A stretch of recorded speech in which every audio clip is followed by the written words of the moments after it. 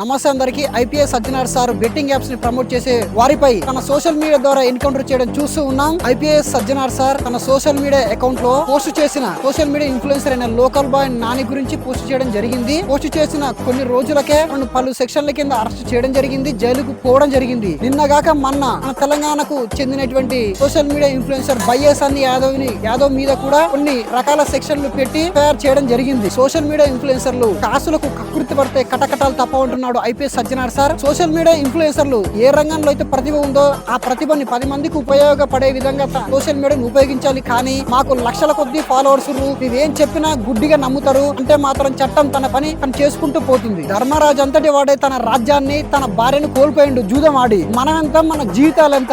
ఒకడేమో రోడ్ల మీద డబ్బులు వెళ్తాడు, ఒకడేమో బైకులు తగలబెడతాడు. వీటిని చూసాక ప్రజలు పక్కదారి పడుతున్నారు. ప్రజలని మోసం చేయాలంటే చదువు అవసరం లేదు, కానీ ప్రజలకు మంచి విషయాలు చెప్పాలంటే మాత్రం చదువు తప్పకుండా అవసరం. ఎవరైతే బెట్టింగ్ యాప్స్ ఉపయోగిస్తారో ఈ రీల్ మీ ఫ్రెండ్స్ కి షేర్ చేయండి.